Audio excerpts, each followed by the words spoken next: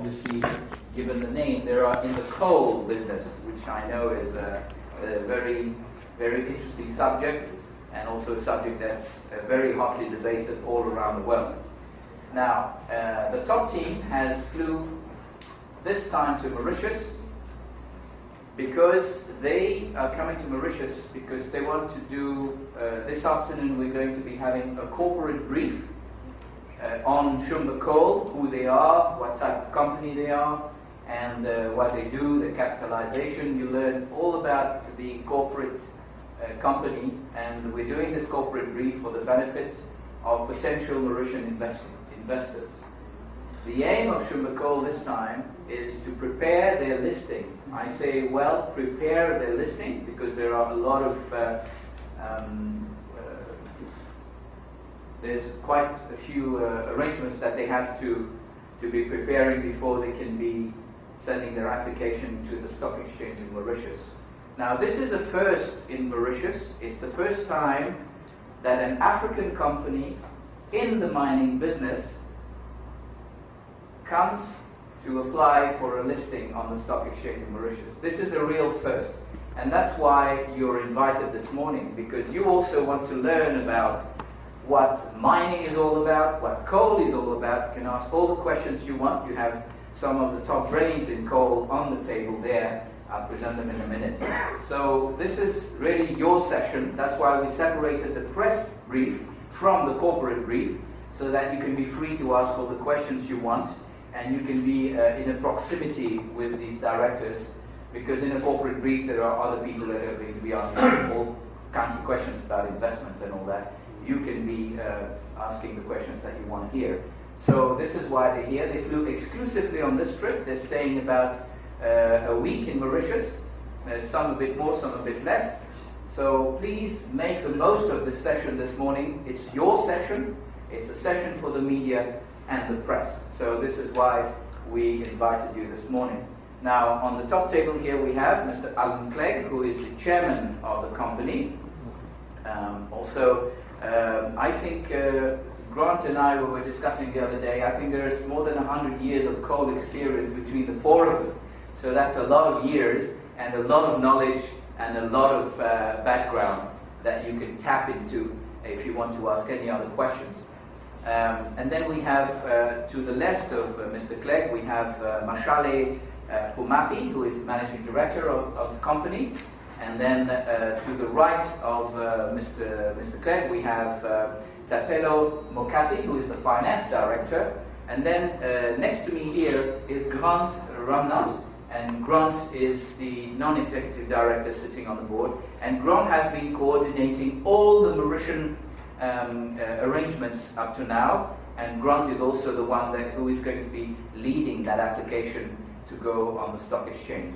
So I've given you enough about them. Now it's up to you to discover them, learn about them, and really relate to them. They're very, very easily approached, as you can see, and I don't think there will be any problem. So without further ado, I will first submit the stand to Mr. Alan Clegg, the chairman, who is going to give you an overall brief, and then Mr. Mashale Pumapi will be giving you a presentation of Shumba Coal, who they are, what they do, and why Mauritius. This is a big question. Why Mauritius? Somebody yesterday said, why not Johannesburg Stock Exchange? Why not another stock exchange? They have the answer for you. So sit back, relax, enjoy the presentation. Mr. Clegg, the floor is yours. Thank you, Gerard. Thank you very much. Good morning, everyone. It's a pleasure to be here. Pleasure to welcome you all here. And we thank you tremendously for your interest. I think, by way of introduction to start off, I would really want to talk about, because it is the burning question that everyone has, is why does a mining company come to Mauritius? And I think I would like to start by saying, is in actual fact, Shumba Coal is a Mauritian company. We were actually registered as a Mauritian company. And that wasn't by chance, that wasn't by accident, that was by design. Mauritius is very much part of Africa, and there are enormous synergies between Mauritius as part of Africa and Botswana as the physical destination of the assets that we're going to mine.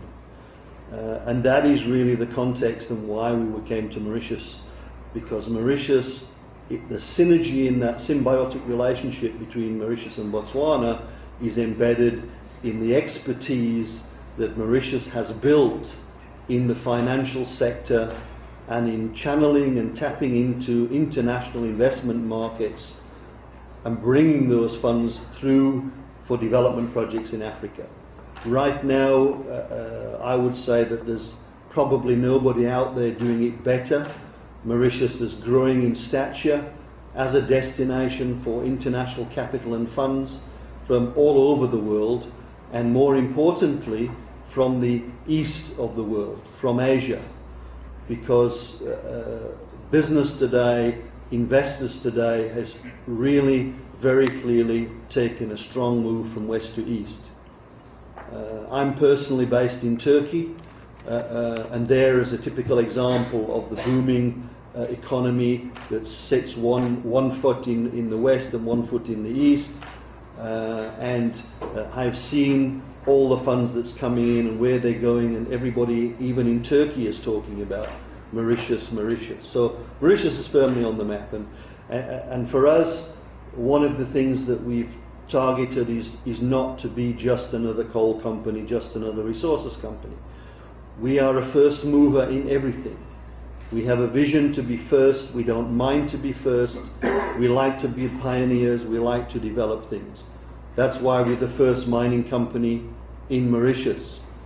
We recognize the skills, we've recognized the benefits that Mauritius can bring to our company in this African partnership with Botswana, even though the assets in Botswana. And that is really the essence of the symbiotic relationship that we have.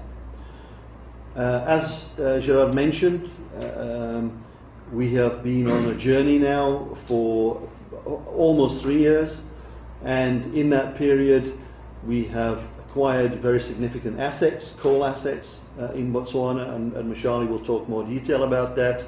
We've done a lot of development work on those assets, and we're the first step in the company's corporate development in accessing capital and giving the company a strong national identity in terms of its physical growth in Botswana, was a listing in Botswana. We have concluded that successfully, and we're now moving on to the second phase, which is now to put our cement, the other supporting leg of this corporation, and that is to list the company on the Mauritian Stock Exchange, and that will then, for us, at least for the foreseeable future, complete the cycle. Now, very important in our decision, as I said, was the skills and expertise that we have in Mauritius that we found here, and really the international accolades and comments that were given to us, and me in particular. I mean, I have more than 37 years experience globally in this industry, and have been listing companies on all the major stock exchanges of the world in mining, and everywhere you go people talk about Mauritius, you know, as having reached a very, very specific high standard of transparency and governance, and hence that's why we're here. And we're very pleased that we've managed to engage with a very senior company in this field in Mauritius to support us in the listing. That's Anglo-Mauritius. They will be our sponsoring broker going forward for the listing. And of course, more information on this process will be announced in due course. But as I've said, we're here to stay, we're here to be part of the Mauritius story, the African story integrated with Botswana, and we hope to see it prosper and grow, and we'll do everything in our power to make it so, in a good way, as a good corporate citizen on both sides of the water. I think, other than that, I would just like to assure you that the management team we have here are highly competent. I have every faith in them in order to be able to execute and in a manner that we will say what we do and we do what we say.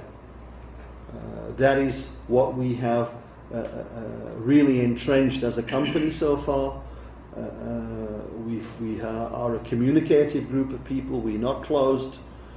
You will find us direct, open, honest in the way we do our business, and we will look forward to your support going forward. You will also find us extremely dynamic. We like to be and operate in a manner where we can have a lot of agility in how we operate, because the world is changing. I mean, the only guarantee I can give you as a person, as an individual, as well as the chairman of this company, is change. We have change every day. And even in the short life of Shumba Coal, we've seen tremendous change in our environment, to our benefit, I might add. And some of those changes Mashali will be talking about. So I look forward to taking your questions after the press conference on any issue. And without further ado, once again, thank you for being here, and I'll hand over to Mashali to tell you more about the detail of our company. Mashali. Thanks very much.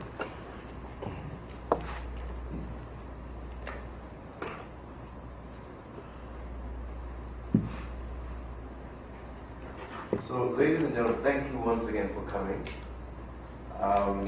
I think what is key is that for us at Shumba, Mauritius has been a key component of our company from the beginning.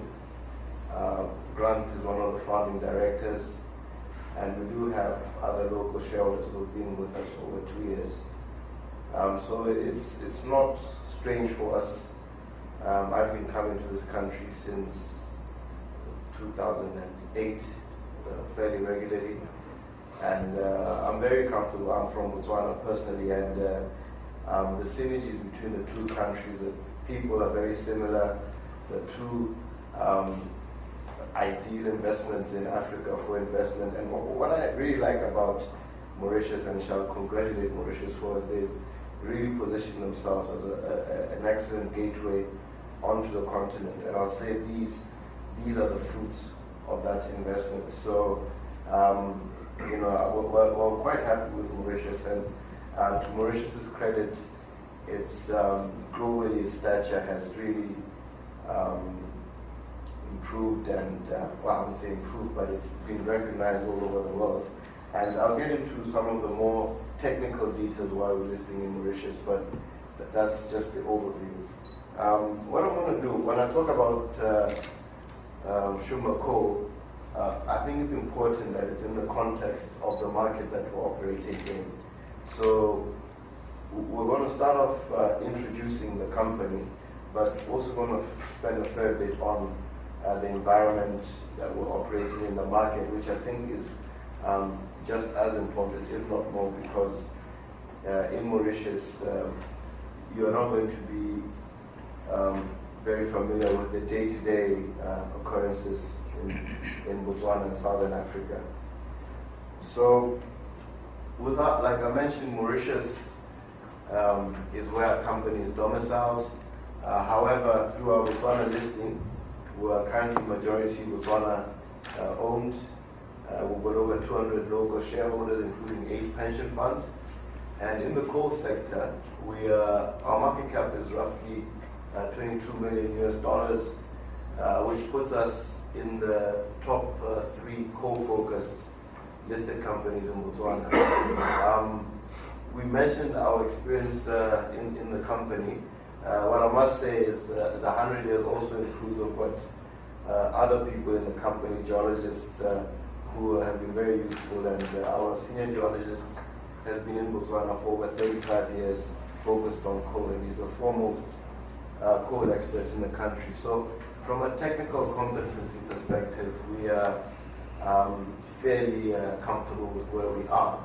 Our strategy really is, which I'll get into a bit later more, but is to really be central in the development of Botswana's coal industry.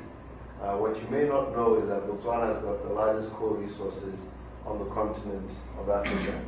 And the exciting thing about it is that until recently they have not really been developed. The focus has been more on the resources near the coast in South Africa.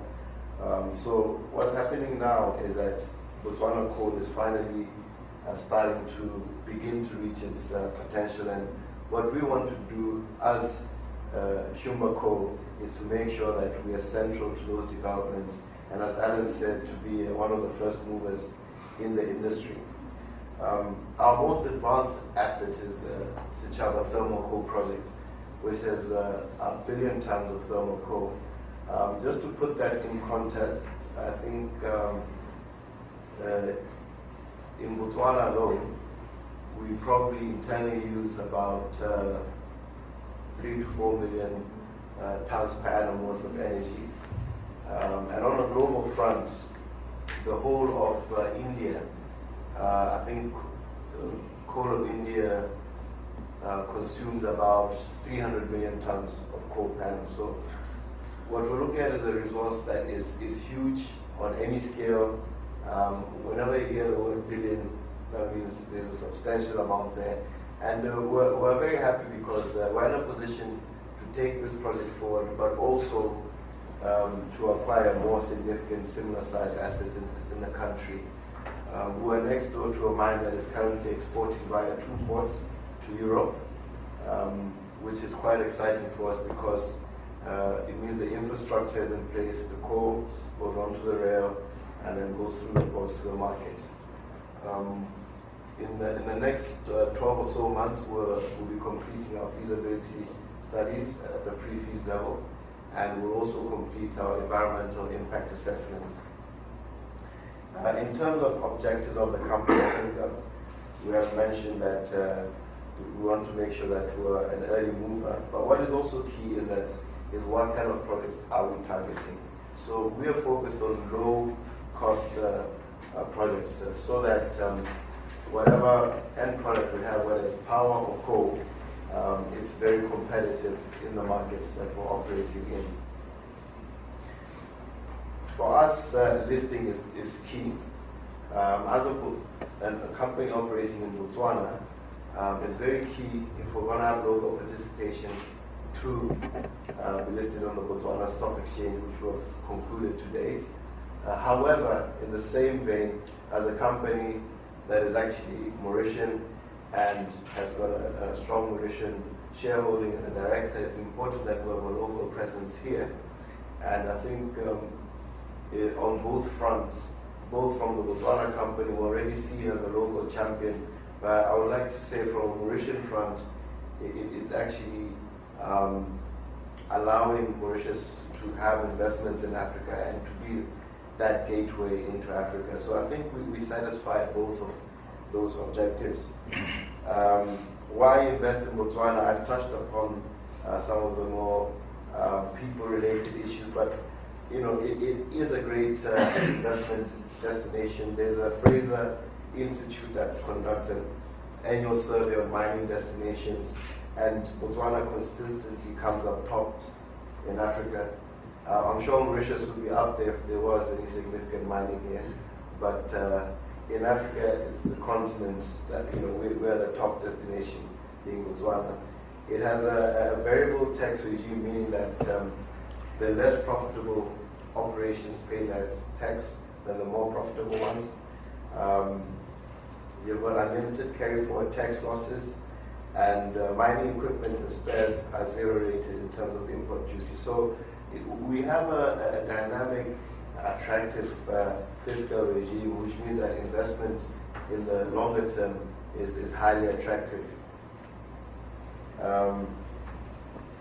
In terms of the listing on the BSE and the SEM, listing on the Botswana Stock Exchange is concluded, and as soon as we complete the Mauritian listing, we're going to be the first resource company here, which I think is a very relevant point to put forward, because it means that in terms of investment options in the domestic market, we're adding a different element here. And just like the Botswana market, when we listed, you know, Botswana has only got less than 30 primary listed companies. If you add the dual listed companies, it's more than that. But in Mauritius, it's a similar thing. Yes, I think it's slightly more than 100, but it's still a market whereby any new type of investment is really valuable to the market itself in terms of adding diversity and options. Why the stock exchange of Mauritius? Well, it's a stock exchange that has really performed well in recent times. And what's quite interesting, Botswana recently automated its stock exchange, and we worked very closely with the stock exchange of Mauritius. They assisted us in achieving that automation. And in terms of trading platforms, we use the same trading platform that is used here. So the dual listing should be fairly seamless because we're working on a very similar basis and a similar system. But just here, one of the other benefits of listing here in Mauritius, which again is credit to Mauritius, is that we will be able to trade here in US dollars, which means that to the international investment market, it's easier for them to gauge what our valuation is in terms of the global currency. So, which is an advantage which we currently do not have in Mauritius. And that, yes, Grant? No, sorry, we don't have in Botswana. In Botswana, thank you very much. In terms of one of the biggest advantages here as well is that Mauritius has been designated as a recognized stock exchange by the United Kingdom, which means again it's seen by foreign investors in say in London, in New York, etc., on the same par as the London Stock Exchange, ASX, TSX, and it allows certain emerging market funds to invest in us through the platform in Mauritius. So that is really what has been key for us in terms from a corporate perspective for listing in Mauritius. But again, I did mention the other strategies to do with social objectives and making sure that we are a Mauritian company and we have Mauritian involvement in what we're doing. So from now on, I'm going to talk a little bit about our actual project. I won't spend too much time on the technical details, which if you want details we can go on later. But what I will say is that the project is it's a world-class deposit. One of the main things we looked at, and with coal being a bulk commodity, you want to make sure that you are well located in terms of infrastructure. So when we were looking for this project, we made sure that we're next to existing road and rail and power. Those are very key when you're dealing with bulk commodities, because the transporting of the commodity can actually be a significant cost if you're not already on existing infrastructure. So our project here is located right in the power hub of the country, and we've got easy road and rail access to the country through the project. That is where it is in the context of the country. Now, it's on the eastern corridor of the Botswana, which is where you have the coal basin, or the shallowest part of the coal basin, but also where the major population centers are in the country. So as you move west, you are now going into the Kalahari Desert, which is much less populated. In terms of the country itself, we're looking at a country with a similar population to Mauritius, however, about the size of France. So you can imagine the amount of land that we're talking about. Another interesting thing as well is that in terms of other African countries, we're looking at a fairly good GDP per capita, and therefore, in terms of lifestyle and standing, the people are more or less similar to what I guess you'd find here in Mauritius. That is just some of what the coal looks like when you're drilling out of the ground, and that's a sample just in my hands there. But what is key there is that with coal, the brighter it is, the more highly reflective it is. It's the basic indication that it's a good quality. I won't spend too much time here, but this just outlines some of the milestones that were achieved in the last year. And the main thing is that at the project, as we stand now, over 150 holes have been drilled, and what we're working on now is working towards getting into operation in 2016. which is just around the corner, I guess, in terms of mining. Let's move forward. So since we listed in April this year, we listed on the 8th of April on the Botswana Stock Exchange. These are the key developments we've had in the last 2 months, I guess. One of them is that we've already completed the scoping phase of an environmental impact assessment, which was submitted to government, and there were no major issues or fatal flaws found. We've completed a strategic water resource pre-feasibility study, and the great thing is Botswana is not, how can I say, endowed with great sources of water on the surface and around the city. Get to Mauritius, but we do have a lot of underground water. In fact, most of the mining operations have a borehole field where you do get your water. And one of the other big exports of Botswana is beef.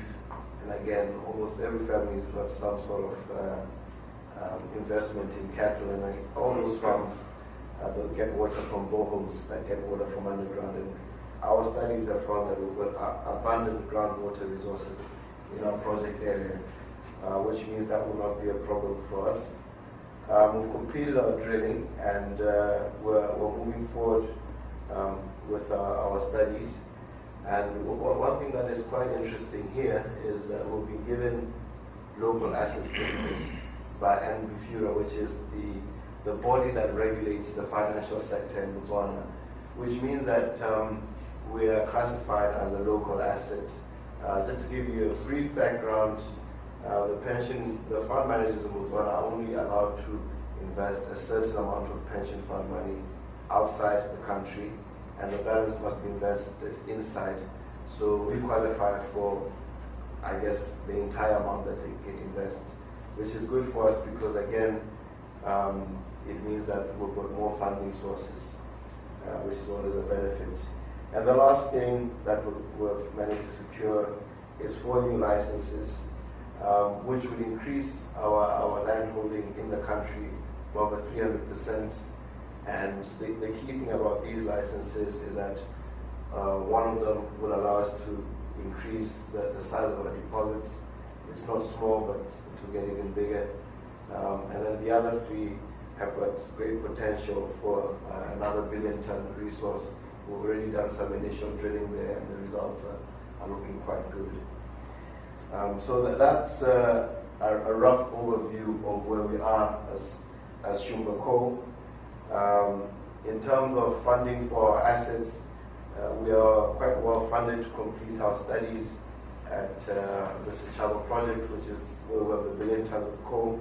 However, to do with the Mauritian listing, we are going to be securing more funding to allow Mauritian investors to take part, but also, as I'll get into now, Botswana is now exporting coal to markets in Europe, etc. So we really want to have funding to make sure we can expedite our developments where possible, and also to acquire more assets where possible. So it's really to take us from the road that we're on now, which is relatively fast, but to see whether we can add to that and increase the resource base. And again, it goes with our ambition of being a huge coal player in the Botswana market. And now I get to the other side of the coin. Let's look at the market. And a lot of people always ask, why Botswana? Well, Botswana, as I mentioned, got huge coal resources. But now, we've been there over 2.5 years, and it's now starting to become obvious to everybody else that we're seeing the awakening of a coal giant. Now, until 2012, Botswana was producing less than 1 million tons of coal per annum. That's for over 30 years. And so it was fairly consistent every single year. In the last 12 to 18 months alone, you've seen about a 300% increase, and by this year we'll be producing over 3 million tons, and which is due to keep on increasing as the years go by. And what we're going to look on going forward is, why is this happening? How is it unfolding? And really, what is the opportunity that's entailed in that. Now we'll start with an overview of Botswana's coal resources. One thing that we are at Shumba, we are a very active member of the Botswana Chamber of Mines, which is really the representative for all the mines in the country. And I personally chair a coal forum under the Chamber of Mines, which is got all membership from all the coal companies operating in the country, from government officials and other stakeholders in the industry. And what we did last year was really wanted to find out, not just, we know Botswana's got a lot of coal, but what qualities, what standard of coal, what are our markets, and how exactly do we exploit that resource to the maximum benefit of the country. So that's really what we're looking at. And the outcome of that was that we managed to, first of all, of course, we delineated where the coal resources are, and this is based on the existing players in the country. As you'll see, the majority of the coal resources are in the east of the country, as with our project. And the key outcomes of it was that, based on the information that we received from companies who have worked there, and information that's been accumulated primarily in the last 10 years, so not old but new information compliant with new standards that are internationally used today, there is the potential for 24 new mines producing over 190 million tons per annum of coal. Now, that is a lot of new mines and a lot of coal, and of course each project is going to have to go through its own economics and milestones to achieve that. But what that said to us is that really, well, before we said Botswana has a lot of coal, what we know that now is that the actual potential for it to reach mine production in the immediate to short-term future. And what we're looking at here is just on the export market alone, the potential to export over 100 million tons per annum. If you look at it in context of the global export markets, this is how much export coal is produced by the top 5 leading countries: Indonesia, Australia, Russia, the US, and Colombia. And you could see that Botswana could slot in quite nicely there, where the US is at the same level as the US. So we're talking about a multi-billion-dollar industry that can eventually develop from the Botswana coal industry, and really we are right at the beginning of it now. Just as I mentioned, since we've been around, last year this time Botswana was not exporting coal outside of the continent. Now we're exporting coal to Europe, and we've recently had a large Indian group coming to Botswana, Jindal. I don't know if you'll be aware of it, but it's worth close to $30 billion US. They're investing heavily in the coal sector, both for coal, both for power production and for export. So people are waking up to what's happening there, and we're very excited about these developments. And when you look at the use of coal, I want to look at both the export market and the regional power demand. And just in the export market alone, the South African rail utility Transnet has come to the party in the last 6 months, and they are actually responsible for the coal that we're seeing moving now. Just with them alone, there are 2 million tons available for export now as we speak, and that will increase significantly to over 10 million tons by 2016. And by 2018, they'll be connecting a huge rail link. They're currently spending 300 billion rands on infrastructure development, upgrades, and port expansions in South Africa. And part of that is putting a link into Botswana that will be a heavy-duty land that will be able to export a lot more coal. So just looking at Transnet alone, the South African rail utility, is a huge avenue for export coal there. Secondly, there's a route that goes to the north through to Matola Port in Mozambique. That's currently doing 1 train of coal per week. And again, with that route, they're quite eager to Grindrod, which owns the port, has come to see us, and they're quite eager to get those exports up through that route. Just to give you a bit of background to Mozambique, We've currently got a lot of big, again, Indian places. Tata is there. We've got CBRD, which is top 3 largest mining companies in the world. They've got a huge coal resource there. And again, they're exporting quite a fair bit of coal. But Mozambique as an export terminal is quite well established and again keen to get access to Botswana's coal. So what kind of situation are we looking at now? We'll look at Botswana as a potential opportunity to be a very low-cost producer of coal. And there's the reason for that being that Botswana coal fields are very young. Comparatively, if you look at South Africa, they've been exporting coal now for I think over 30 years, and their key coal fields are now getting depleted. The mines are a lot deeper, which means higher operating costs, and thus Botswana is ideally positioned to take advantage of its cheap, low-cost mining environment and low mining cost coal in order to slot in there. And if we were to slot into what you see there, we will fit in quite nicely between Colombia and South Africa. Those are the estimated costs at the terminal for Botswana coal. So again, we are quite competitive, and going forward, we all know that the global coal market has, in terms of the energy sector alone, has been the highest growing energy sector for the last 30 years and continues to do so. It was again this year. And what does that mean? It converts into a strong demand for coal globally, and we would like to fit Botswana quite nicely into that opportunity. So that's the export market. In terms of the regional power situation, anybody who's traveled to South Africa would know quite well there's a serious power deficit there. And I mean, in Botswana right now, because we get most of our power from South Africa now, still there are daily power cuts in the country. You know, where I stay, it's every day.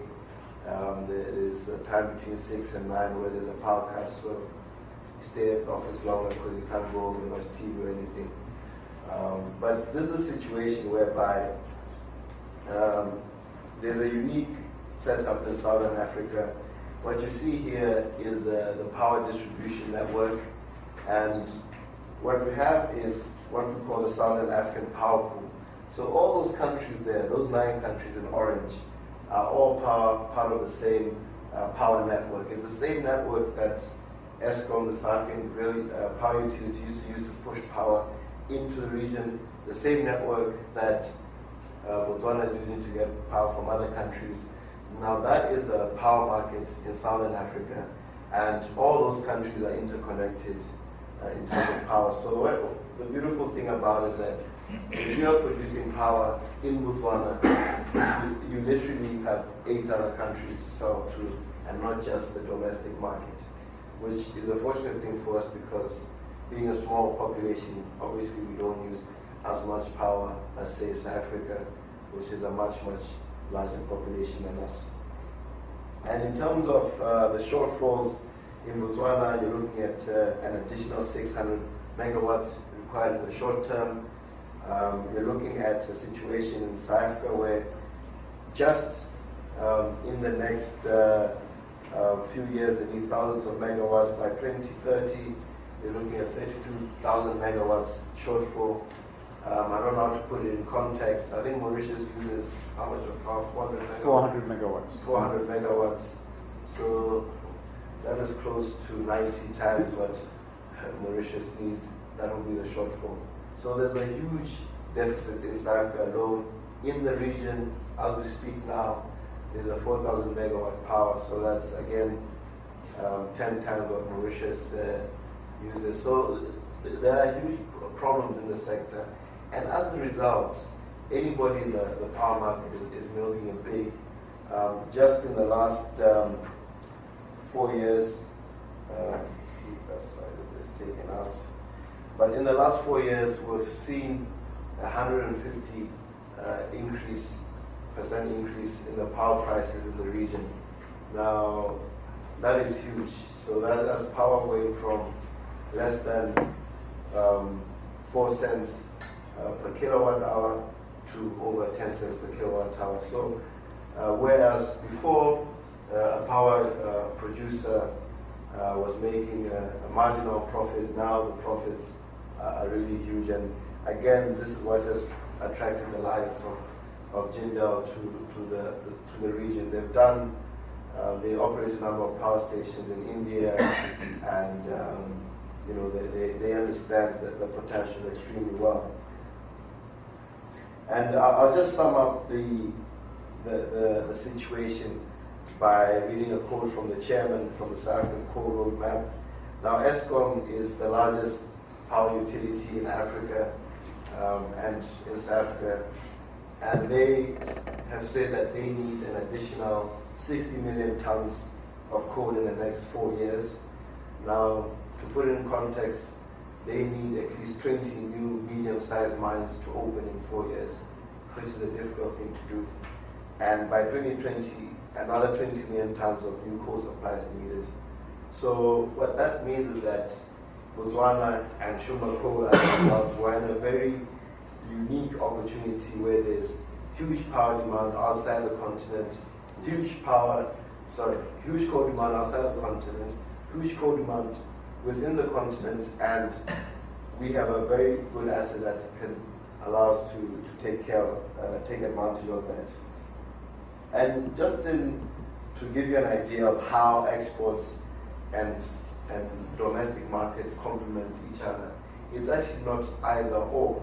If you're producing an export product, it's actually very complementary with coal and power generation, because when you wash your coal, you get your export products, which goes to export markets via the rail. You get your middlings, which goes into power generation, and even the discard, which will compose maybe 5 to 10% of the total product you produce, can be used in the construction industry. So these are all revenue streams that you can target when you're producing coal. Again, who are the players in the country? I've touched on Jindal. Anglo-American owns or has a large stake in the mine next door that is currently exporting. As you know, Anglo-America is one of the top 5 or so mining companies in the world. We've got Shumba Coal, which is the only local company in the industry in terms of majority shareholding. So we're quite strategically positioned in terms of having access and having the local presence to effect our objectives. And then you have a few other juniors that are listed in Australia, in Canada. And one of the reasons that we've targeted Mauritius and Botswana as places to list that, these markets have done fine. There's a good performance in recent months. And what you find in some of the international markets, whereby the crisis either to do with recession or associated market downturns, is that the junior miners are having a real tough time to raise money on those markets. So for us, we're quite happy that we've got the funding that we require, and we're strategically positioned to take advantage of opportunities. And the question that a lot of people want to know is, who else is interested in Botswana coal? Well, the way it is now in Botswana, you cannot just go apply for a coal license. They put a moratorium 2 years ago, stopping that process, and from last year, the process was that every license is issued on a tender basis. Now, what does that mean? That means when you want a license in Botswana, you have to compete with everybody else. And in the last tender, we had over 33 companies that took part. The majority of them were billion-dollar companies from India, China. Anglo Coal took part, and Anglo Coal actually won that tender. So for any companies with shallow pockets or who are not major companies, it's very difficult for you to get into the industry. I would think near on impossible. Just because of the way it's structured, and the fact that we're already in the industry, we're a local company, again puts us in a good position to move forward. I won't get too much into the conclusions as I have touched on most of them, but I think what is key here is that what I like to see, which is not just confined to Shumba Coal. I have mentioned that chair of the forum under the Chamber of Mines. What we'd like to see is Botswana really becoming a power hub in order to maximum the revenue generation for the country. So we're not just concerned about making a profit for ourselves. We want to be an integral part of the development of the industry as a whole.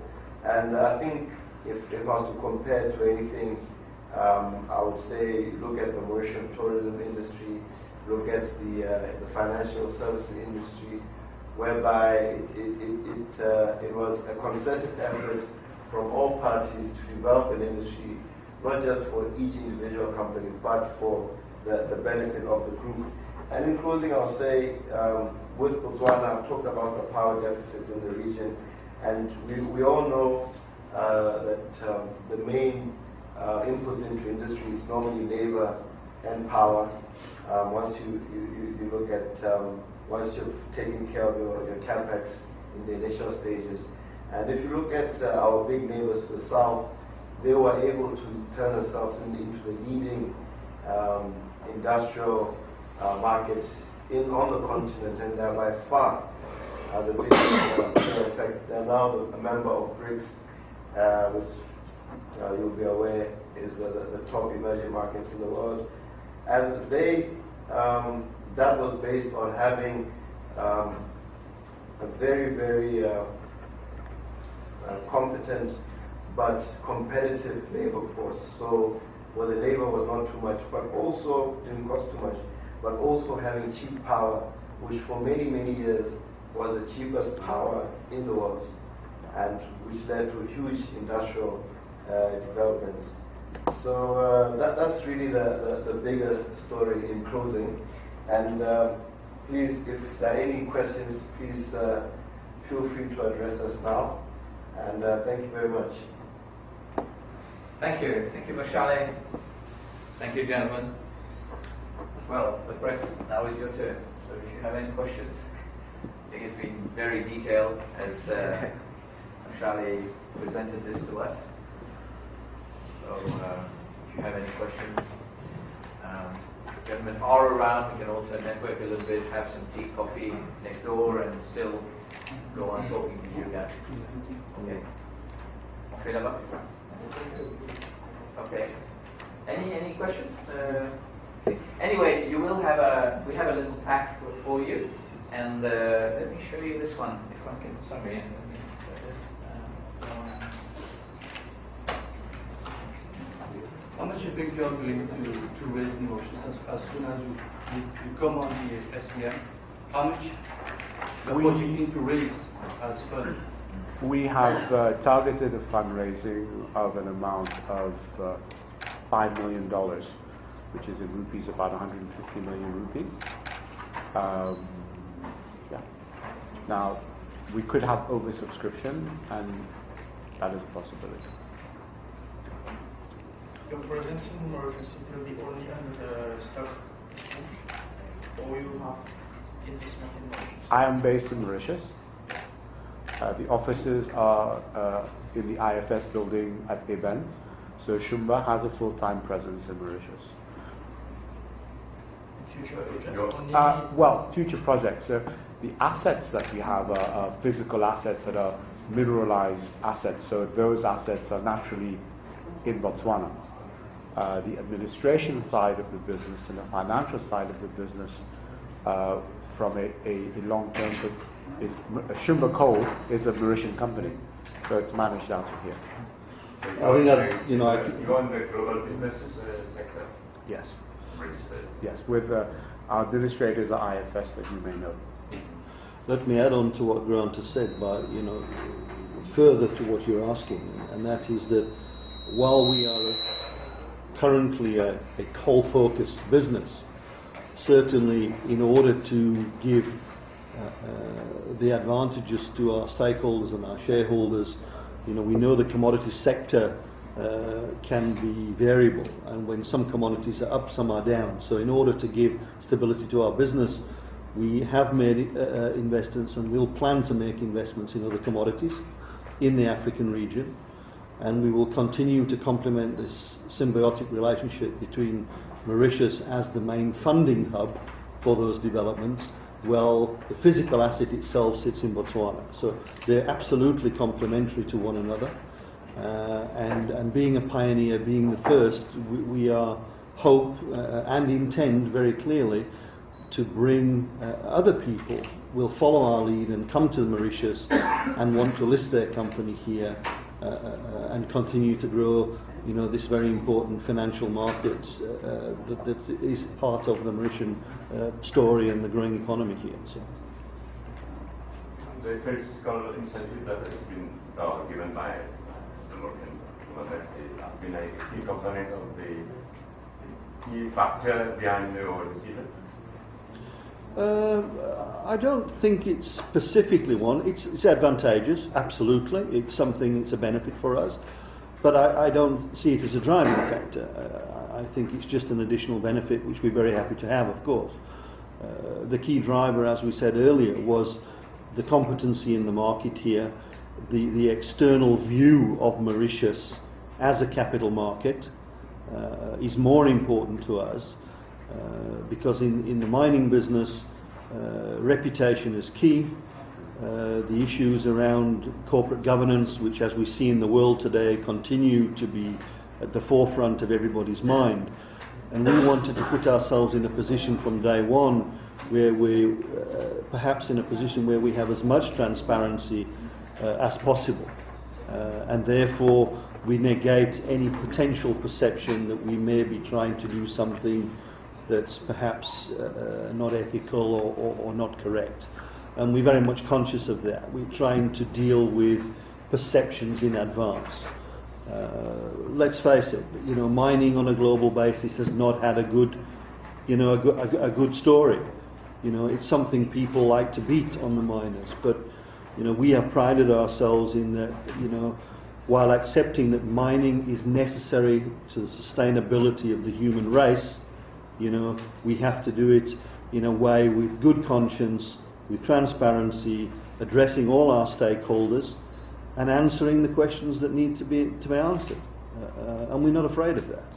So you will not have problems like South Africa had? In respect to? In respect to what? To industrial relations. Industrial? Relations. No, look, the industrial relations is always an evolving sector, and I think if we talk about labour or organised labour, and Michele can comment more about that in Botswana, but I think Botswana is is viewed as being extremely stable because the labour force there tends to be very integrated in all the operations, and all the operators that are currently mining in Botswana have very good relationships with labour.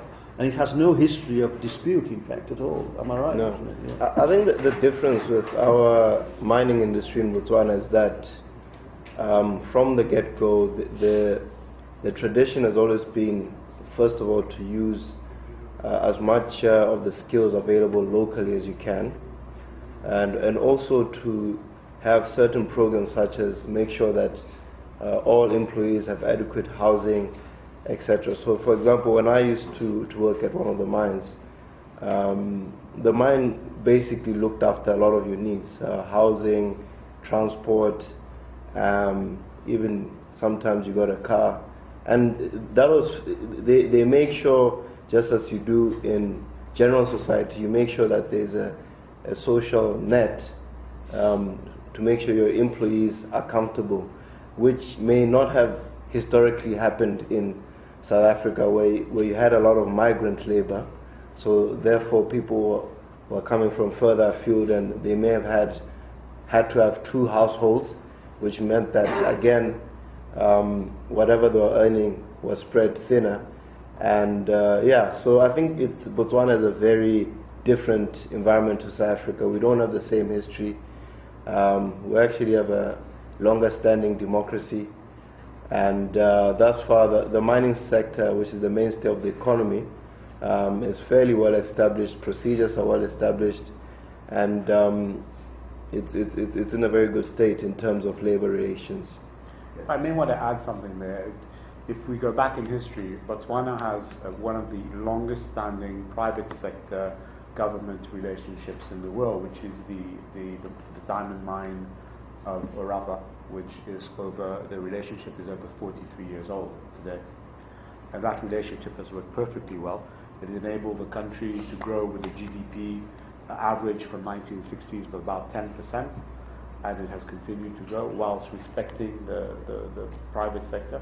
I'm Mauritian by birth, and I live here part of the year, and I also live in Botswana sometimes, quite often these days, and I'm very surprised by the similarity, the courtesy that people have towards each other, the respect that they have towards each other is quite surprising, and it comes out in the economy, and it comes out in the relationships that the private sector has, and as Mashali was saying, the social net structures is something that is natural to that part of Africa. Yes. What investors will be targeting through listing in Mauritius? The investors will be targeting in Mauritius are twofold. One will be I'm a member of the Mauritius African Business Club that you may have heard of. So there is a desire amongst the private sector community in Mauritius to take the expertise that we have here and the capital access that we have to another market, because Mauritius is small, Botswana is big. So there's a natural tendency in any case for the Mauritian private sector to want to invest outside, and preferably towards the African market. So I think that is definitely part of the investor pool that we'll be addressing. And then there are other investor pools probably in time when the Mauritian, and that will be with your support, people are more educated to the fact that mining is potentially something like the hotel industry was 30 years ago for Mauritians, potential for capital gains, then perhaps the retail market will also have a look at us. But I would say a combination of institutional, large private sector, and also some small retail to start with. If you wanted to put a metric to it, we would probably say that we would target somewhere between around 70% institutional and 30% retail market. And local IPPs, we'll have local IPPs which were using coal as... Oh, well, yes. The local IPPs, if we are very open, our chairman, Alan Clegg, was saying, we're very open, collegiate, and approachable. If the local IPPs have a desire to talk to us, we will be more than happy to talk to them. I believe at some point, we will have, it would be in mutual interest. That's a dream for me right now, so I'm trying to stay away from it, but hopefully it'll happen as well, yes. That would be something that's ideal in my head as a Mauritian, yes. Mm. What will be your argument to make these persons to invest into Shumba Coal? Are you using the DTA between Mauritius and Botswana too? You would have the fiscal advantages are good, but they're also very dangerous, because as we've seen with India, the fiscal advantage can very quickly shift. So although a fiscal advantage is an additional attraction towards investment, it mustn't be the mainstay attraction towards investment. In this instance, I think in our IPPs have a natural relationship between government and private sector, which is what we're looking for in Botswana. Our IPPs have been able to build modular, small 15 megawatt, 10 megawatt stations, decentralized, which is actually what the Europeans are trying to do. We've been able to do it at a very reasonable cost and with a profit. So I think our IPPs have all the natural attributes that would make a company like ours attractive to them, because we have the coal, isn't it? So power producer, coal, put them together. Yes, I haven't even spoken about this in the official discussions we have on the board yet, but I hope to bring it up. Thank you for bringing it up today. Mm-hmm. think right now you have the Shiba project. Sechaba, yeah. How many licenses do you need to reach cruising speed? How many licenses? How Well, could just- you define cruising speed? Okay, well, I think we could say that, let's put it to you this way. The current legal rights we have, the rights of tenure that we currently hold in the business, and the licenses, is more than sufficient for us to generate a very significant operation that could build up to produce somewhere around 5 million tonnes per annum for a very long time. Certainly beyond our lifetime. So the asset is huge. When you talk 1 billion tonnes of coal, it is very, very large. So it's all there. We don't need to add anything else in order to develop, an operating, functioning, profitable operation that can generate returns for all its stakeholders. To give you an idea, I'm sure you know this, but Mauritius uses production of power, uses 40% of it is produced from coal, and that represents about 300,000 tons, I believe, in that region per annum. If you take 1 billion, you divide, you see how many years of reserve I think we have in Mauritius. And just to add to that, I think people always say you've got so much coal, why do you want more? Like I said, the key thing, if you want to become, the unique opportunity here is to move from being a small company to being a huge company with a number of operations. That is the long-term objective. Now, to do that, you need to have several assets. That is the way to do it. And so the potential is there. You don't, if we could easily, a lot of the companies in Botswana are one project companies. In fact, so that they just get one project, that's that project, and they work on it. But I have a bit of an investment background whereby you always want to diversify within whatever you do. So since I used to be a mining analyst, and when we were investing in portfolios, you'd diversify amongst companies.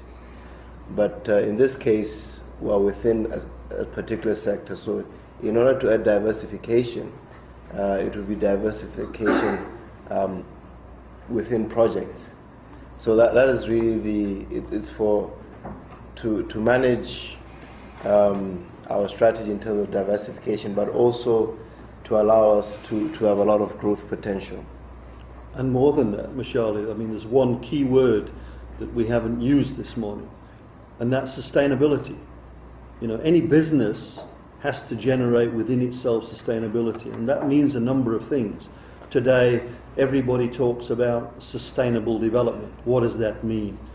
Well, it means about, if you're investing in a project and developing, that you can, for the foreseeable future, on a reasonable basis, generate employment for the people that you're going to employ, that you can operate on a productive, safe, clean and profitable way, and continue to reinvest for the future. So again, what Mashali was saying, you need to grow your asset base, diversify perhaps the commodities you're in over time. So while we have enough to start with, we have a vision to grow in the future. And the key is to be sustainable in everything we do. Do you have a deadline to be on the stock exchange on Mauritius? Do you have an idea when will be the time? May I answer Grant, that question? yeah, Thank please you. answer. We do not have a deadline. We prefer Those words don't go together well with me. We are under no pressure. Let's just fully understand Shumba. Shumba Coal is not under any pressure. We're progressing as we speak. We have money in the bank, and the company has a very low burn rate compared to a lot of other our competitors, which is a strategic advantage. What we are looking to do is to go into the market, and again with your help, at the right time, because being introduced into a market like Mauritius is going to be a major step, not only for us, but for other mining operations wanting to come to Mauritius. as we speak today, there are mining companies looking at Mauritius. They're looking at, but they're not coming, because it's a major step to come here, unless you naturally are from here, which is what we are from this region.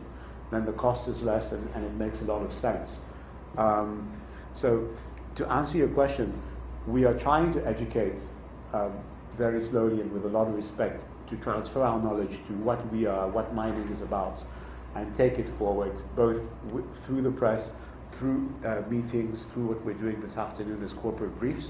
But I think it would be safe to say that we are looking at doing something with the approval, of course, of the Stock Exchange of Mauritius, that we are imminently going to be putting our application through. But let's say within the next 3 to 4 months, we will look at, definitely that is the time frame that we're looking at. Yes. It's very important what Grant mentioned, this issue of, of education, that the market has a clear understanding, everybody has understanding of what Shumba is, what the sector is, what it means. Again, this all talks back to the issue of sustainability. But I think for us it's also important, it's not just raising funds, raising money. For us it's also the quality of money. Does money have a quality? Absolutely it does.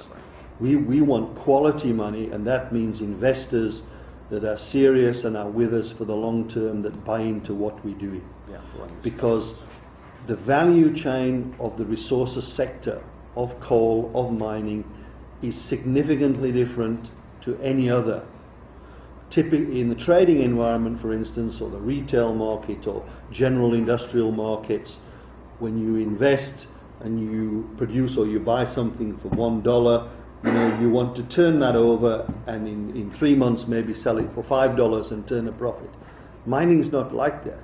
Mining is a long-term business.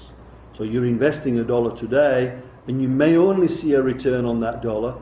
It will be a pretty significant one, but it may only come in 2 to 3 or even 4 years' time.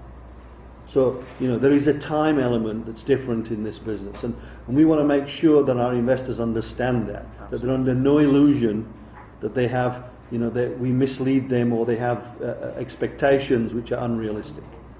And that's why we're going through this process slowly, carefully, as Grant said, in a measured manner, and we're not in a rush. We want the people with us. We want our investors to be with us when we do this. Gerard? Yes. Well, any more questions? Anyway, in your packs, ladies and gentlemen, you're going to receive a little pack. So on this month's Mining Insight, this is the magazine that is issued in Botswana. So you're going to have this one. And if you've been listening to him this morning, but he was wearing some glasses, so maybe you'll recognize it. So that's Mashale on the cover. Okay? Take the glasses off. So that's Mashale on the cover. So you're going to get that, and then of course you have a little brochure that you have seen parts and bits and pieces on the screen earlier on. So that's the Shumba Coal little brochure. It'll show you also the drilling hole, and then you have a little, of course, you have a little CD in this envelope. So the CD's got a photograph of each of the gentlemen here, plus a collected photograph with a Shumba Coal, and the press release, which is also in a soft copy on your CD. So thank you again for coming. Those who want to remain, let's have a little coffee and tea. We can have tea and coffee next door. But those who want to, interview any one of the gentlemen at the table, please feel free to do so. And Caroline and Laurence, I thank them for